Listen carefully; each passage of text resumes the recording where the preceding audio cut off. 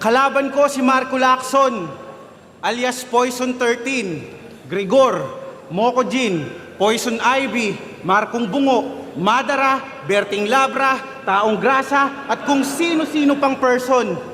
Complete package kasi may bars, jokes, wordplay, delivery, multi-anxiety and depression.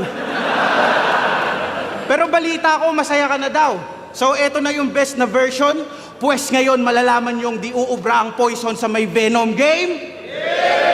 Kasi ang poison ay nakukuha lang kapag ito'y dumampi sa iyong balat. Sa sandaling iyong makain o sa oras na iyong malanghap, habang ang venom ay naipapasa sa pamamagitan ng kagat. Kaya nung matira mayaman, siya'y nalaglag kaagad kasi nung pangil sa pangil yung laban, tong poison walang talab.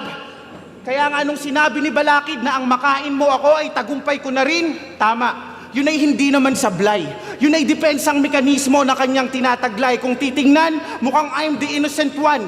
Pero ako'y venomous, kaya di ka papantay. Ikaw ay nakakamatay lang kapag may kumagat, habang ako'y may kagat na nakamamatay. Anong gagawin nito dito? Magpapaawa, tas mag-wordplay? Para ma-impress yung crowd? Tatarantaduhin ko lang rounds mo dito na parang ikaw si Badang at ako si Apex at Looney sa Break It Down. Kasi pag ito nag-rap, kung ano-anong gestures ginagawa, kulang na lang yung kalaban sayawan. Di ako break dancer pero kaya kitang turuang mag-headspin na hindi kasama yung katawan at magpapaulan ng sandamakmak na anime reference para makapuntos ng marami.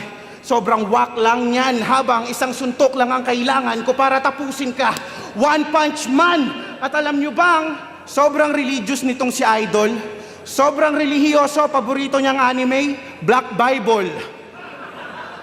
Alam nyo ha? Kaya pala tirador ng single mom.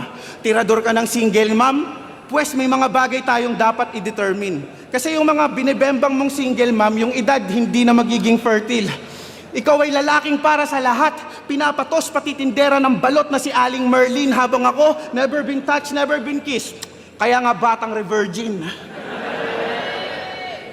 Oo, batang re-virgin. At wala akong pake kung magmula ngayon, yan na ang maging pangalan ko. Kasi mananatili akong birhen hanggang sa mahanap ko yung babaeng papakasalan ko. Ayaw nyo talaga sa mga loyal no?